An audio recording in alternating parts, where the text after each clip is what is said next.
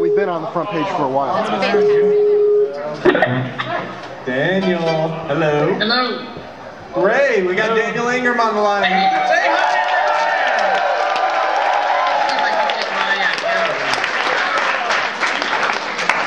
Hi, this is Apple Cider from BroNYCon, and I have Chef next to me. Hello, hello.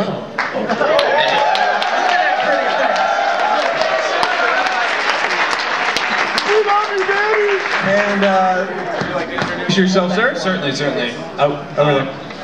Oh, hi, I don't know if the camera's pointing me. Hi, I'm Final Draft. I'm from Everfree Radio. Nice to meet you. Hey guys, I'm having a bit of a sound issue. Uh-oh. As in hold not on a being sec, able? see if I can sort this out. Okay. Can you hear me? Yes, Yes, perfect. we can hear you. Huh. Can you hear me It's now? Skype. It's sound issues. That's about right. Don't worry. I'll go ahead and do mine. This is just me. This is just Apple Cider. I'm just talking. Okay. If you're hearing double Okay, people. I can hear that. Okay, cool.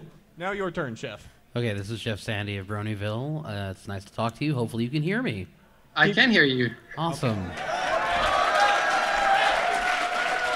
Okay, and I'm just going to check one more time. This is Final Draft from Everfree Radio. Can you hear me? I can, yeah. Okay. Fantastic. Okay. This must be what the first telegraph across the Atlantic was like. Do you hear me? Stop. Yes. So, all right. So that's awesome. It's great to have you on. As I said, we just had the interview with the three great voice actresses of yours that were here a little bit earlier, so that was grand. We've got roughly a little bit less than an hour, maybe a half hour with you, depending on how things go. And I do want to thank you for having your Facebook fans leave you a little questions. That makes our life a little bit better, and we can make sure to filter all through those. Okay. All right, so let's just go ahead and jump straight into this, if we may. Let's see. So I'm going to kind of hash back a little bit on some of the questions that were posted before with your... Wait, what's your shirt? Yeah, we got to ask, actually. whoa, Yeah, I gotta thank Northern Dash for this. Oh, there we go.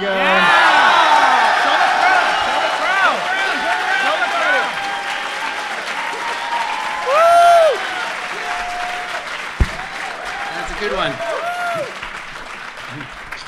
You were sneaky with that one. Sneaky. Hiding that away on us. All right, that's awesome. Well, it's great to have you on. I think, as a testament to how many people are seated in the crowd right now, we absolutely just... Oh, hi. We adore just the music you guys, the amount of effort that you and the production team put into the show. It really just... Every single time there's a song, everybody goes, "There's a song in this episode!" Yep. Yeah. Yes! So there is definitely a lot of love towards you and what you guys at Studio B are doing right now. We've got about, 600 people here right now, and we've got at least 2,200 right now live streaming this online. So it's definitely worth noting. It's definitely becoming popular. Yes. Yeah. Becoming less popular. Cue song. I'll tell you, or let's see, let me not go ahead and hog anything you have there, Daniel? Uh-oh. The sound's kind of cutting out. I'm going to try my best to hear you guys, okay? Okay. Let's do this. Actually, since the Becoming Popular song is just got mentioned, we can go ahead and do that. So how has things been with the Becoming Popular challenge that you put out there, as well as the responses you've been getting? Yeah, that was really cool. I read one of the comments that was, I think Ingram is trying to troll us here by making us sing this very girly song that a lot of guys sang. Yeah, that one's girly. But actually, I thought it was really fun to hear all the covers. I have a certain kind of fondness for just like acoustic covers. I spend a lot of time on YouTube when a new song comes out, listening to people just playing guitar and singing along to it. And I thought that might be a good song to hear some people do that. And I was really with a whole bunch of great submissions. I mean, one of the first ones that come in was from Bajati Games. Austin. He's here! Yeah, I'm sure you're there, man. And that was amazing. Like, it just blew me away. I thought it was so good, and that's the kind of thing I love to hear. And of course, I think Mando Pony did one right away. That was really great. Yep.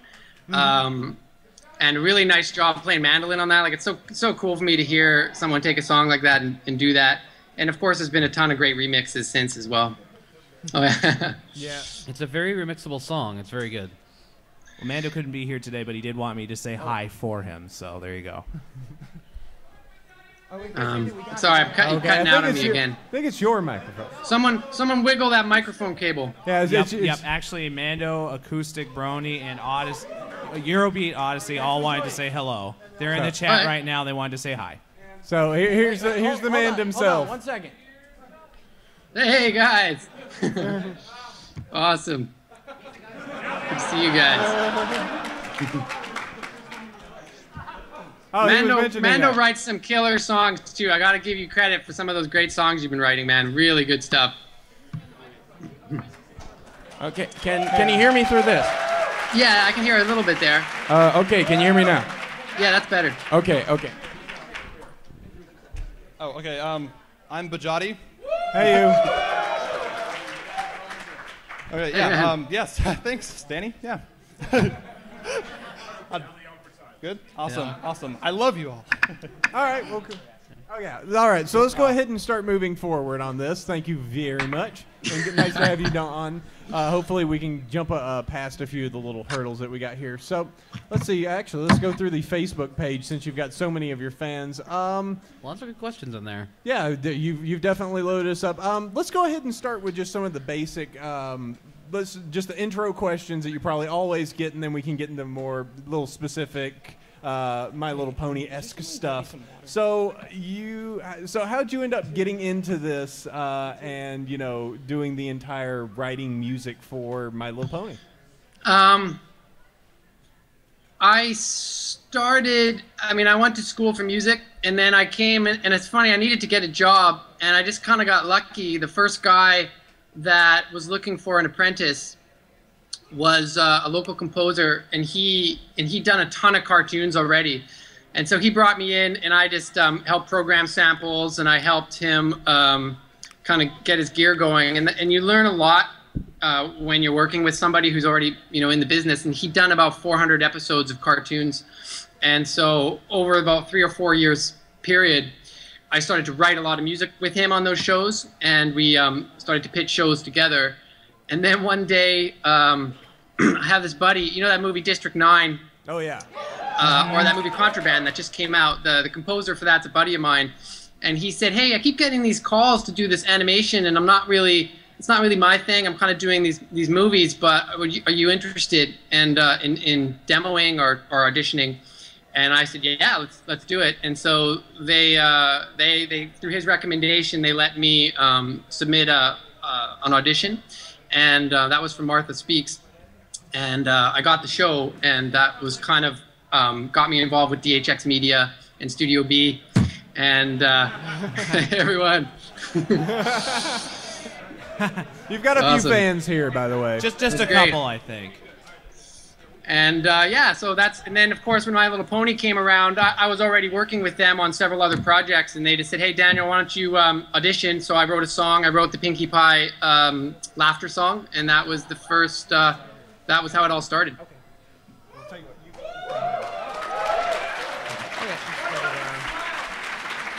So I've got a question for you. This is Draft again from EFR.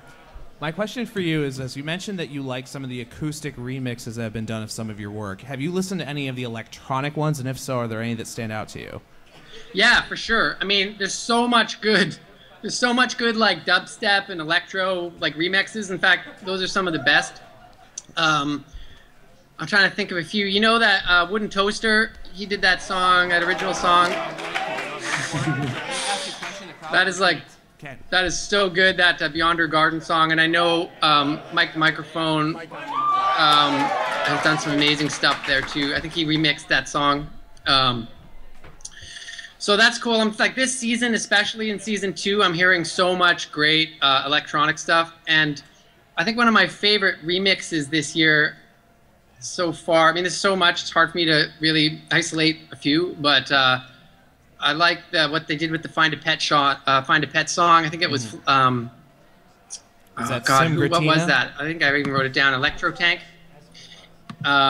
and he did that remix of Find a Pet that was so good with all the crazy animation. And yeah, so I love that stuff too. I mean, it's just it's funny because the new project I have coming up is going to be much more electronic, and so yeah, it'll be interesting. I'm kind of listening to that stuff and actually getting some influence in terms of what's cool these days. So it's great. I actually just want to point something out to you. It looks like most of the musicians in the entire fandom have kind of bundled up over here. Yes, they are. It seems like it's the Emmys at this point. Yeah. They're just like, talk about my song, talk about my song. We've got Alex S here, we've got Omnipony, we've got Jackalap, we've got Chain Algorithm somewhere. We've got quite a few of them, so. Yeah. Sweet. That's good. Hey, nice to meet you guys. Great work. They are geeking out, that's for certain. You mentioned that you have a new electronic project coming up. Could you go into that a little bit and explain what that exactly is? No, I can't. Oh, no. It's so unfortunate. Is that season 3 somehow? Or? I want to talk about it, but my clients were like, listen, you can't talk about this yet. So unfortunately, but I will post it on my Facebook page as soon as it's official. But yeah, there's some really cool stuff coming up this year and next year. Cool. Now you did have, if I remember correctly, and I was a little curious on this, you had something around November or December. You had some sort of the symphonic thing that you were working with, if I'm remembering correctly. I had a what? A symphonic. You were doing something in Vancouver, I believe. It was some sort of large. I thought it was a symphonic thing that you were doing. It might have been October, or it might. Oh yeah, I've been working. I wonder what that was actually. I've been doing a lot of one of the many thousands of awesome things we've been doing, of course. I don't remember what that was exactly. I'm sorry, I can't remember. I've been working on a lot of different things. I'm writing a lot of songs and writing a lot of like kind of working on some like a lot of underscore. But that's pretty much I just finished now, so I'm on to some vacation time, hopefully. Well-earned vacation time, I think. Yeah, thanks. For all the work you do. Okay, so the next question is actually off your Facebook wall from Andy Noel Johnson. What is the process? Okay, sorry guys, I can barely hear it. I'm just wondering if you can see if you can do something there again. I need to use. Love my microphone here. Careful. I'm just too quiet a guy. I'm sorry. Oh, there you go. That's good. As long okay, as, so let's you know try what this it again. is? I think it's when the audience is quiet, I can hear you more. But when they're loud, there's some kind of thing that kicks in. Okay. So the question off of Facebook is, what's the process when it comes to the show numbers and the songs in the show? From start to finish, for example, how do you choose which ponies will sing? What style of song do you have them sing? And why? And where do you draw inspiration from while composing the song, if any? Okay, so was the question, how do I pick which pony is going to sing the song? Yes. And where does the inspiration come from? Yeah, pretty much how you would layer in a song, how, start to finish, when you would go, okay, this would be a good part for Dash to come in. I want it to swell here, do this. So just the process. Okay, well, it's interesting. For this season, I know, of course, what all the singers can do. There was a long period in the very beginning where we were auditioning and kind of testing out voices and deciding where we wanted voice doubles and where the actors would sing. Of course, Ashley and Andrea, who were there, both sing for their characters, and so it became quite clear now. Like for me, like now I could see, okay, this is what they could do, and also the writers started to see what they could do. So I think originally they thought, well, let's just have Pinkie Pie sing and maybe Twilight, and then when we discovered how good all the singers were, we started to say, well, let's do this with everybody. Let's have like a little bit more of an even distribution.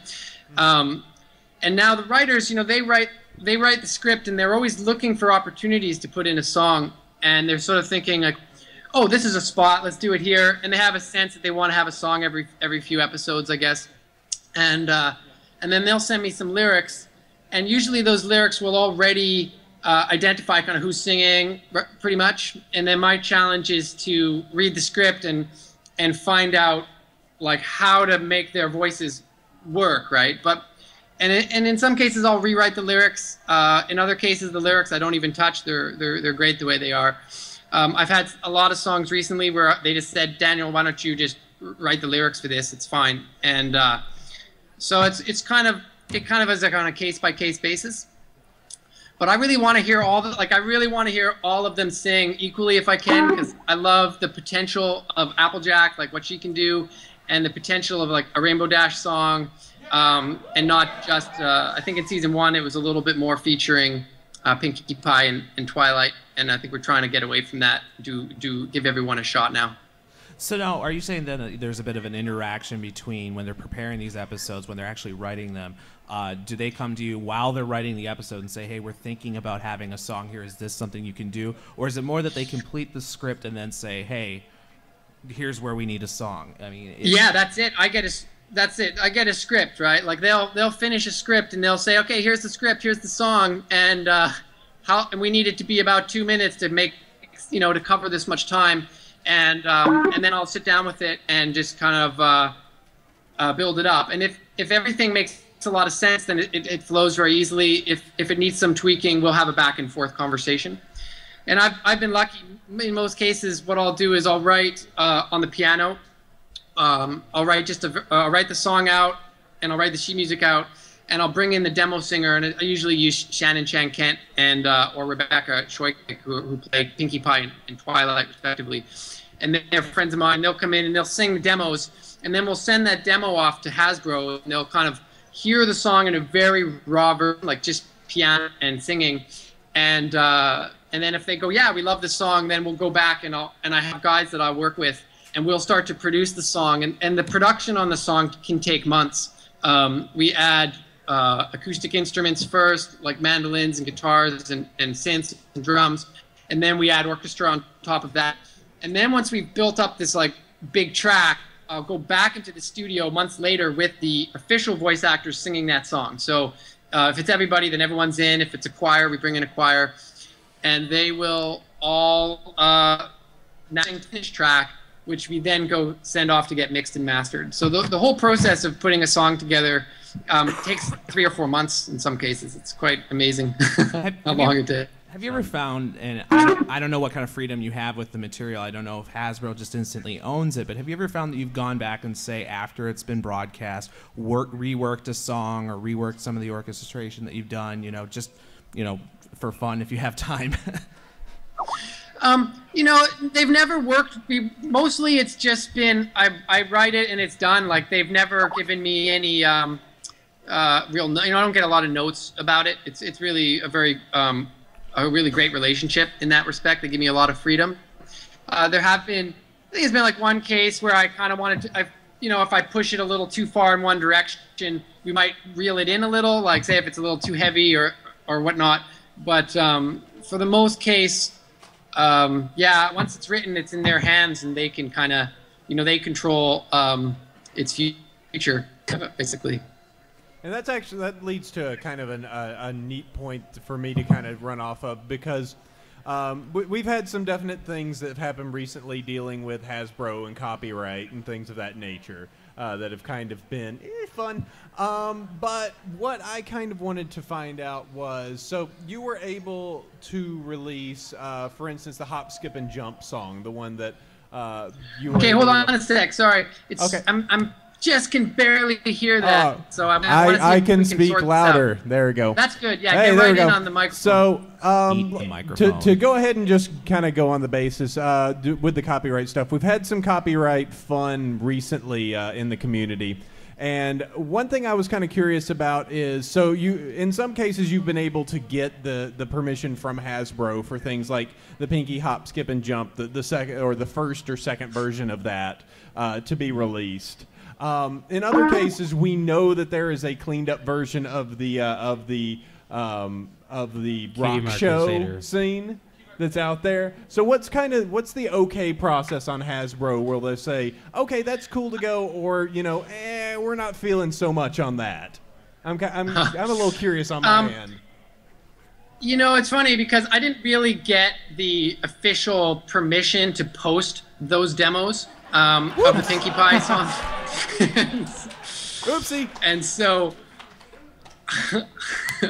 I think they're kind of like locking down on it a little bit more now. I mean, I've kind of saw it as like, well, if it didn't get used in the show, I should be able to post it. But I know that I know there's like less opportunity to do that now. I've asked about the Cutie Mark Crusaders song. You know, it's funny, we never really did a good version. People keep asking, like, where's this good version? And what happened there was we got into the studio with the kids, and all of those kids are amazing singers, like Sweetie Belle and Apple Bloom and everybody. I mean, they're phenomenal singers, those girls. And so I said, look, let's have them sing this really well, because I think it's funnier maybe if they did, because the song is bad already. Like, the song's kind of a cheesy song. And they said, no, let's have it sing it bad, and that was it. So we had them sing it really bad, and then we sent it off to Hasbro, and they said, well, this is really bad, but can you make it worse? And so all I did was I took that bad singing and just pitched it a little bit more extreme. But I think to most people's ears, it would be a very subtle difference. Unfortunately, we haven't actually recorded a really good version of that song. And I'd certainly love to do that. So I think if a soundtrack comes around, eventually I'm going to really push to get them back in and actually really have them sing it the way I know they can, because I know I think it'll be really a lot of fun to hear the song done that way as well. All right, awesome. When you were composing that song, I got a quick ask. One thing I talked to Maddie Peters and Michelle Krieber about when they were recording that song is that they really drew a lot of inspiration from, say, 80s style music. And I assume that when you wrote that song, you were trying to go for some sort of an 80s ballad sound. Is that correct, or? Yeah. I had a song I was actually had listened to. I guess I listened to Total Eclipse of the Heart, and I think I listened to. That's a great song, by the way.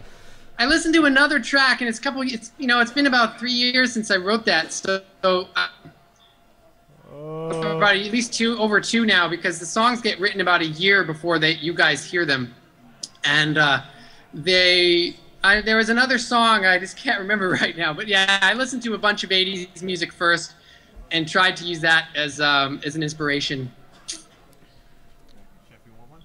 I mean, it's quite common in cartoons to do these kind of spoofs, and it's interesting because there are parody laws around this in the United States, and there's different ones in Canada, where a lot of times in cartoons they'll go, okay, like they do this with Family Guy all the time. Let's do a spoof on this song, this popular song. And you can really get away with that in the United States. And there's more license. But in Canada, they're quite strict about it. And you can get into a lot of trouble if you make something too close. So I try to stay away from doing parodying too much, just because, or like getting too close, because they do, I know composers who've gotten in hot water because of that. All right, sounds good. Chef, you got one right there? Oh, nope. All right. Let's see. Well, let's go ahead and move on to another one inside of here. Let's see. Here's a good one from William Munich. This one is, I assume the "Do you enjoy what you do" is pretty self-explanatory. Yeah, it's a great job. So one of the things that happened, he says, writing songs constantly must be quite stressful, because you're doing My Little Pony in addition to Martha Speaks, and probably I don't know if there's a few other shows in addition to that as well. So how is it? It is a several-month process to get a show done, but what's like the schedule you're working on? How fast do you have to get through a song? And like, what kind of hours are you putting in for our Pony Love, huh? That's a great question. It's really interesting. I feel like this job is divided into two parts. So on My Little Pony, Will Anderson does the underscore, and I do the the songs. So in my own career, I do both too. So I find that underscore is a very strict from a timeline. Like poor Will, he gets a show on Friday, and by the following Friday, he has to have all that music in that show and off to the clients. So he gets a week to do, that's about 20 minutes of music, and that's really intense. And that happens where they basically mix the shows every single week. Doing songs, we're doing the songs on the front end. So, they're making these scripts. They have a few months before they record the voice actors, and then they have a few more months before it goes to animation. And they have several more months before it goes to mix, and then another several months before it goes to air. So I have this very long period in which I can write a demo, record some singers. I can take months to produce it. It's very low stress doing songs, to be honest, in the sense that you have all this time. You have a lot of time. However, the stress with songwriting is if you put all this work into a song and the clients hate it, now you have to write it all over again, and that can be a real that's a real drag. Fortunately, that hasn't happened yet, but I think actually writing background music is more stressful. For the last 4 months, I've been writing background music on Pound Puppies and Martha Speaks and doing songs on a couple shows, and it's been pretty intense. I work about 14 hours a day for 7 days a week since the summer. Wow. So it's been a grind, I gotta admit. But right now I'm off of that. I'm just doing songs for the next 4 or 5 months. So it's actually really fun to just hang out in the studio, work on a song, work with the actresses, and it's really my favorite part of the whole process. Well, I got a question for you, going off of what you were talking about with William Anderson and his work with the background music for the episodes. Do you guys have much interaction when it comes to composing? I mean, do you try and share the kind of musical themes, for example, of an episode with him so that he can work off of that? Do you guys ever do any kind of collaboration there? I mean, I'm just wondering what that interaction is. Will and I are friends. I mean, we do talk.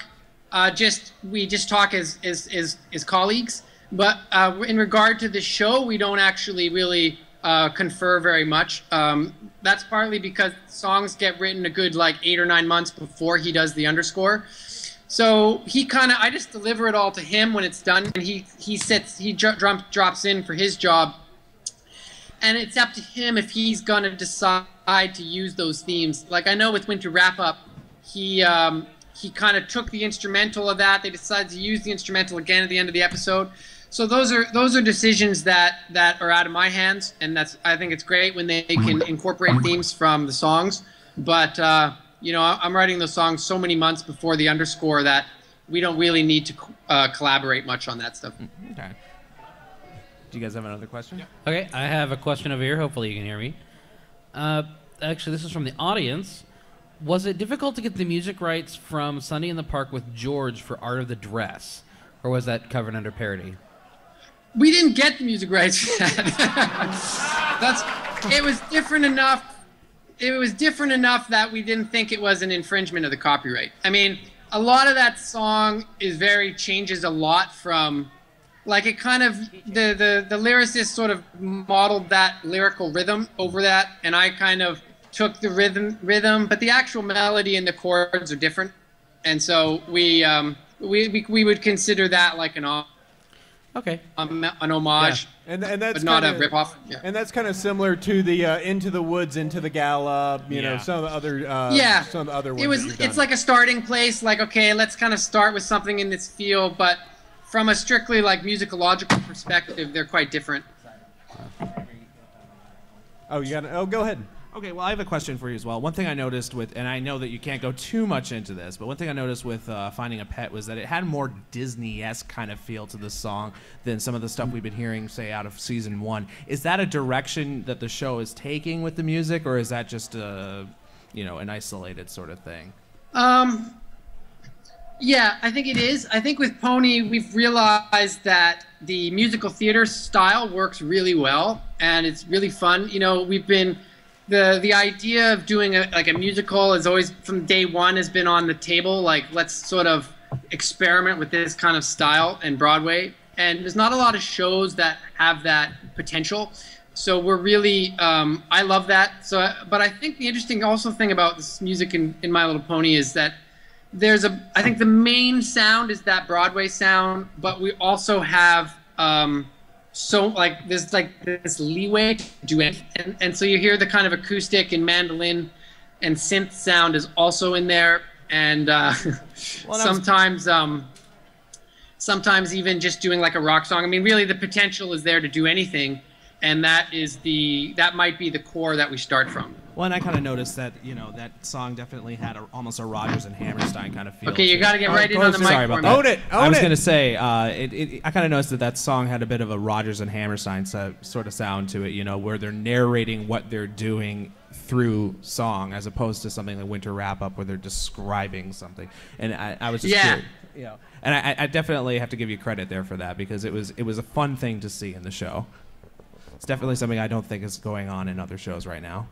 Mm-hmm. Well, thank you. Yeah, it's interesting. I kind of there's two different ways to write a song. Like I think of the expository song, which is the storytelling song, and then there's the like song that's just about something. And most songs are kind of like you pick a theme and you write a song about that theme. That was like an expository song where you had to tell like this huge story, and that was a really interesting challenge to try to do that and still keep it musical with so much talking. So I'm really happy that the response on that song was so good. Is that something you're looking to do a little bit more with your future songs on the show? A little more of that kind of dialogue style? I prefer to do songs that are just like, you could summarize the song in like one sentence. I like those. I think it's a little more musical freedom if you can do a song just about something. If it's too wordy, it can get a little bit less catchy, you know, because there's so much dialogue. But for sure, I think we still do that kind of thing. Did you think that composing, you know, Find a Pet was more challenging than, say, some of the other songs? Because I definitely noticed that during the course of the song, you know, the tone of the song changes with the tone of the conversation, basically, that they're having. I'm just wondering if that's more difficult to compose for, or is it on the same sort of level? Yeah, that's a good question. I don't know. I know I had that song came out pretty smoothly. The challenge is the longer a song gets, the harder it gets, because you're like, oh, how do I keep this interesting? You know, I'm sure all the guys there who write songs, you know, the first minute or so is okay, and then now you're like at 2 minutes and 3 minutes, and you're like, okay, wait a second, I need to start. This is getting a little bit boring or something. So you need to always find a way to keep it interesting, and in a song that long, that was certainly a challenge. One thing that I know is you did that large interview with Equestria Daily a while back where you answered 14 to 17 large questions of theirs. At one point you had mentioned inside of there for season 1 that there was that your favorite episode had not been listed yet, and it was a large orchestra piece. Obviously that was at the gala at the time. I'm a little bit curious of, does that still remain at your top, or is there have you created something thus far that now trumps that might still be out there? Yeah. Okay. I've got a bunch of new favorites now. Okay. Got it.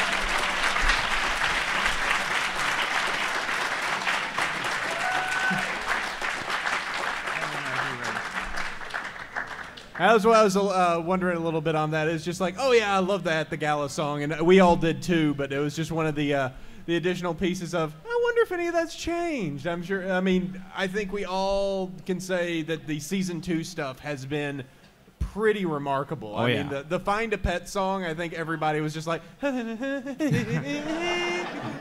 so yeah, very awesome. I feel great about season 2. I can't obviously talk about it, and I think it's really fun for you just to discover it as it goes. But I came out of season 1 with like a goal to make season 2 like amazing, and I felt like really happy with it at the end. So I'm really excited to look forward to 2012 and as we continue through the season.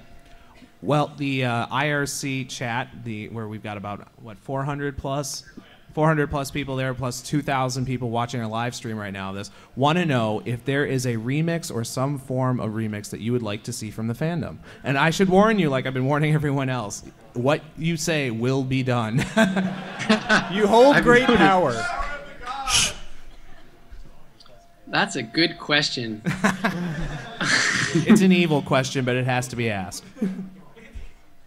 A remix. And I'm wondering if we can have the camera pointed over here where we've got our composers all sitting around eagerly waiting for your instructions. Hey guys. hey, is Rainbow Crash there or Eurobeat? I'm sorry, what'd you say? Oh, what was that? Is Rainbow Crash 88 or Eurobeat there as well? Not Eurobeat. You're on the stream though. They are listening. They're listening to you right now on our live stream. So awesome. I've known. I mean, those guys go way back. We go way back in beginning of season 1 there. And I guess let's see. You know, this is really kind of lame, but I've always just wanted to hear a really good acoustic version of Pinkie Pie's "Smile" song. That's Smile song. Yeah, Wow. So now. Now wait a second. This is the unreleased Pinkie Pie "Smile" song we're talking about. I meant here? the laughter song. Gotcha. Laughter. Now, So if someone was to say independently create an acoustic song that sounded remarkably like that song, that would be okay with you? No, I don't think anybody should do anything until stuff is officially out. That's my opinion. Okay. I think the best stuff. I think a lot more people sharing the experience when it comes out officially. You know, when something is leaked, you know, it's only a handful of people who get it, and there's a lot more enthusiasm around material when you've been waiting for it and it comes for the first time and you finally get to hear it with everybody else at the first time. So that's my opinion about that. Well, and I think one really fun part about the show too is that when we as fans watch, we have no indication in advance whether or not an episode is going to have a song or not. And you know, I think a lot of us kind of wait on the edges of our seats, and when we do hear a song beginning, you know, we get it's really fun. It makes watching the show that much more interesting. So. Yeah, and it's really exciting for me to like get up on Saturday morning and check my Facebook and see like, you know, oh, a new song's come out and everybody can comment on it, and it's a very unique experience. I mean, I think most animation composers would agree. Like, we are very in the background. Most people have no idea who writes the music on a lot of cartoons, or not a lot of people don't really care. And so to be able to actually produce something and put a lot of love into it and then have it air, and in that same day get so much feedback, so much enthusiasm, is like, I know it's not going to last forever, but I tell you, it's an amazing thing for me to experience as an artist. It's really great. I myself would both like to just thank you for the Facebook wall, as well as apologize to things that have happened on your Facebook wall. Sorry about that. The infamous. That was the funniest experience. I mean, the infamous was that in August, I guess, where I guess I had underestimated. I think I underestimated how many people actually were paying attention. I continually do that with this fan base. I'm constantly underestimating just how much enthusiasm you guys have. And that happened when Winter Wrap Up got released a bit, because I didn't expect anyone to even notice. And then that happened when, actually, I think it was Bajati Games who said to me, you know, Daniel, you should get yourself a Facebook page and you might be surprised. And I thought, okay, well, my goal is to see if I can have 1,000 fans by 2012. I think you've got well more than that here right now. Yeah, That's pretty cool. Here and the I think people you're a little internet popular. It's just a little an bit. I think idea. you're becoming internet popular. There's a remix for you. There you go. Had to be done. Kind of. Oh, there you go. He's showing off the shirt again. One thing that we'll be wrapping this up in just a second. I did know we've got something special coming out in just a second. Though I did recall when you mentioned on the Equestria Daily interview, the laughter song actually was one of your favorite to play acoustically. Yeah. Uh-oh, are you asking me to play it? If you have the capabilities, I'll bat my lashes. Okay. If I get you guys have to sing along. We would have to sing along? You know what? I think we could manage it if you could, dear sir. All right, hold on. Oh.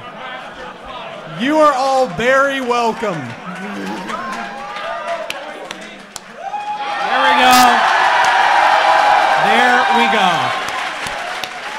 Okay, this is my custom guitar. This was made on a little island by a buddy of mine. Okay, can you hear this? Yes. Oh, yes. Very nice. Right. Though we are probably going to lose that the moment that they start singing, but Yeah. we'll just go with it. Okay, let's try it. I don't know. I'm just picking a random key.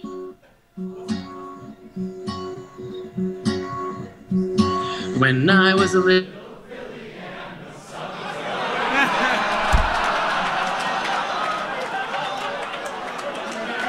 Oh,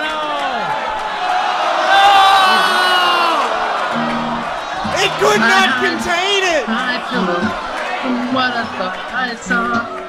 My grandpa said that wasn't the way to do. She said, Pinky, gotta stand up tall. Learn to face your fears. Learn to face your, they can't hurt you, just laugh. Make them disappear. Ha ha ha. So get let go sleep. How far after gross sleep. Crack up at me. Whoop it up with the weed. Let the kooky. Snort, let the spooky. And tell that victim scary face to take a hike and leave you alone. It's the scariest thing coming in the very idea of such a thing just makes you want to. Again, that note.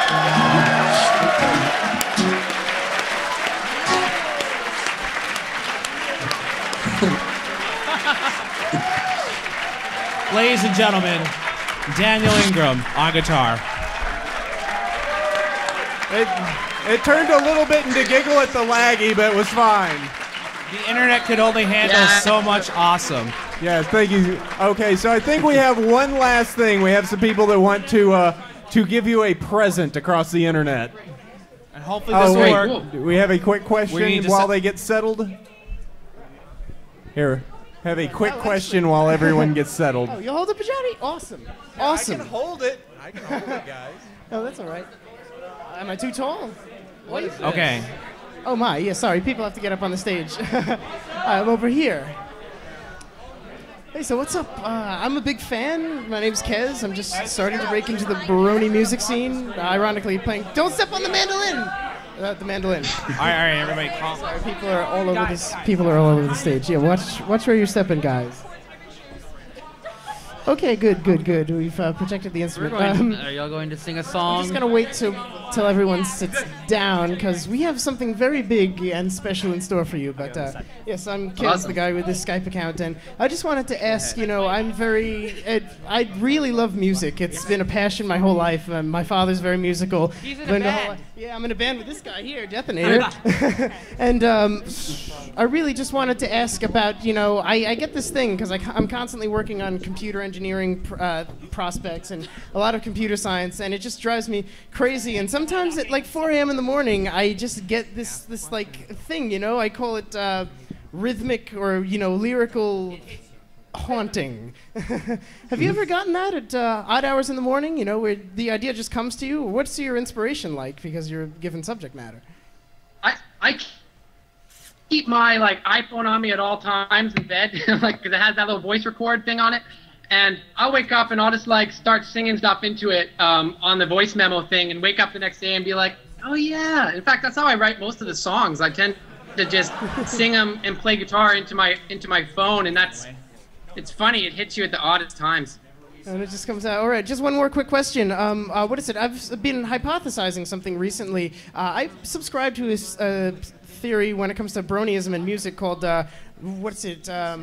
creativity hormeosis, which is because it's a limited subject matter and has such limited everything has to be a horse pun or something like that. But I think that actually sort of fuels the creativity in the mix. Would you agree? Do you get inspiration sometimes just by thinking, how can I apply this to ponies? How can I constrict this? It's funny. Sometimes I've done a song where they didn't have the word pony in the lyric, and they were like, you need to put pony in there somewhere. Did you make it 20% cooler? Yeah, basically. Oh, yeah. All right, so I believe that concludes it for me. I don't know, it's funny, that show, it seems to Okay, sorry. No, I was just going to say this. Just that show has got so much emotional depth that, really, you could sing a song about anything and it could relate to one of the characters. It's great. Do you grow emotionally attached to the characters? Yeah, for sure. Platonic way. Oh, come on. Well, all right. Anyway, I believe our singers are just about set up. What do you guys have to say? You want me to start a certain gala-related video? I'm looking forward to this. You guys look great. Thank you. He complimented us. I had to say that.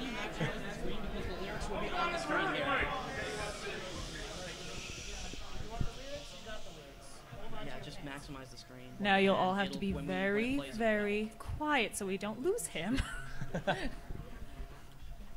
Hold on. I want a second with the microphone. We've got a shot of the roof right now. We're coordinated. We know what we're doing.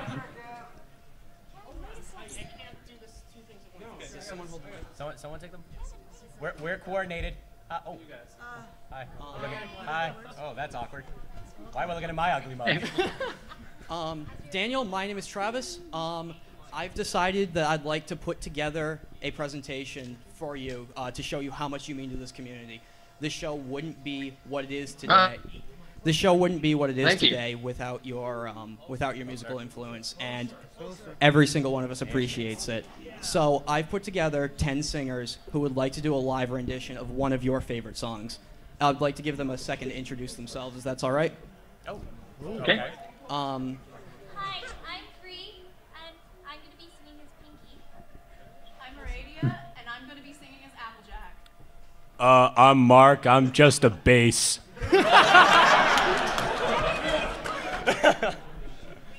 No, I'm just conducting in the back. I'm James, and I'm just the ensemble. I'm Susanna. I'm going to be singing Twilight. I'm Peter, and I'm also a bass, and proud of it. I'm Sam. I'm going to be singing as Ensemble. I'm Karen, and I'm going to be singing as Fluttershy. Atta girl. I'm Veronica, and I'm going to be singing as Rainbow Dash. And I'm Siobhan, and I'm singing as Rarity. There we go. All right, let's do this. Awesome. All right, guys, are you ready for this? Oh my goodness.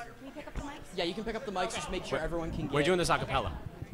Good. Yeah. Just be careful because they don't pull as far as you think they pull.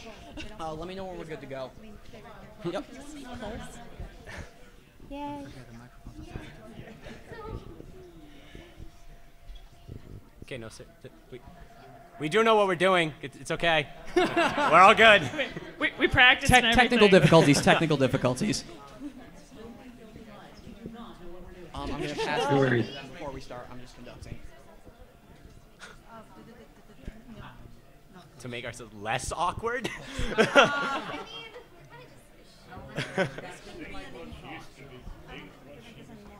Hey, Daniel, can you hear me? I got loud. Don't worry about Who's your favorite pony? Character-wise. You want me to say Butterfly? I gotta say it's changing all the time. I have 3 favorites, kind of. Right now I'm really getting into Applejack, but You're not allowed to say anything, sir. They like that. But Apple Bloom is so cute too. She's just ridiculous. She's so cute. So Apple Bloom, Applejack, and I also love I love Pinkie Pie. It's so much fun. She's so funny. All right, it looks like we've taken care of the technical difficulties. So, whenever you're ready to start.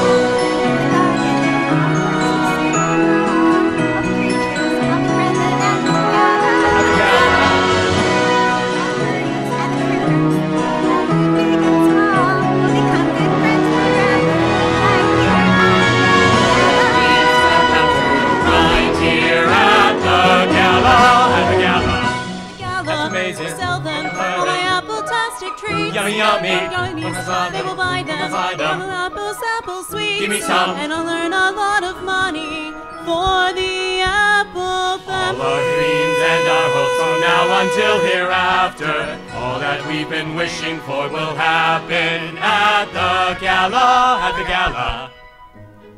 The royals, they will meet fair rarity. They will see I'm just as regal at the gala. At the gala. They'll find him, my Prince Charming, and how gallant he will be. He'll treat me like a lady tonight at the gala. This is what we've waited for, to have the best night ever. Each of us will live our dreams tonight at the gala, at the gala.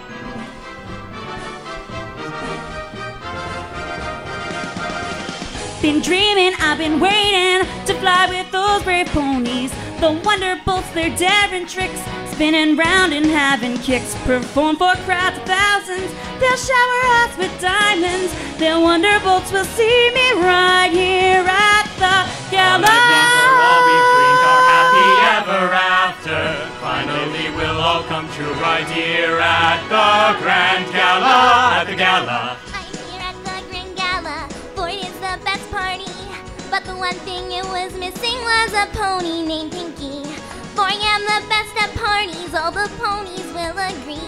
Ponies playing, ponies dancing with me at the grand gala. Peace and laughter at the gala, at the gala.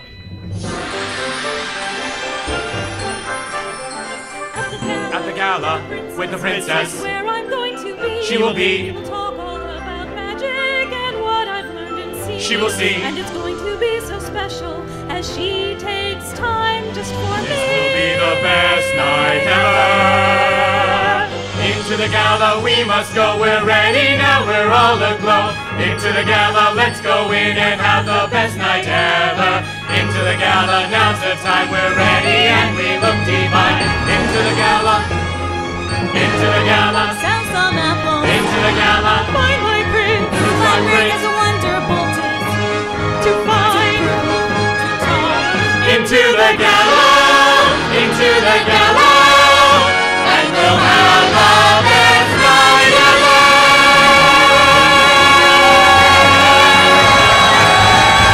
At the gala. Awesome.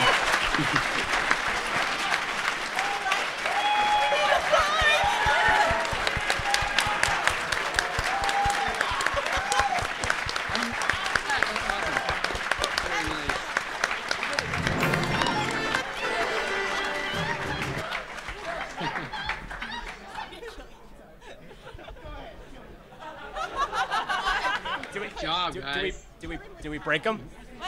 Did you like it? Very good. Oh no! Yeah, thank you so much. It's awesome. So impressed. Good casting too, I gotta say. The voices were like right on there, you know. Pinky sounded just like Pinky, and Rainbow Dash was like tough and sounded like Rainbow Dash, and same with Rarity and Twilight and Fluttershy. It was perfect acting. And the basses Applejack. too.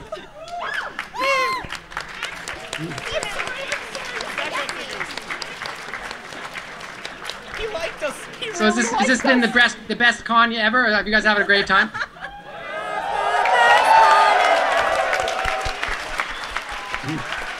Yeah, I could tell it was a big one. I wish I could have come out there. I need water. Thank you. Yeah, we gotta get off. Okay. Oh, look at all that friendship going on down there. No, it's fine. All right, Daniel. Well, unfortunately, we are going to have to call this off. This wonderful phone call with you. Okay. It has been an immense pleasure for me, for all those in attendance, for all those visiting across on the internet. You know, it has been a distinct pleasure to have this time with you, and we look forward to everything that you are going to generate in the coming months. Yep. Thank you so much. Have a good night, man. Pony on. You too, guys. Great time. Good questions. Have a great night. Party all night. Pretend there's no tomorrow. Just like go crazy. We'll talk to you later. We'll see you soon enough. Daniel.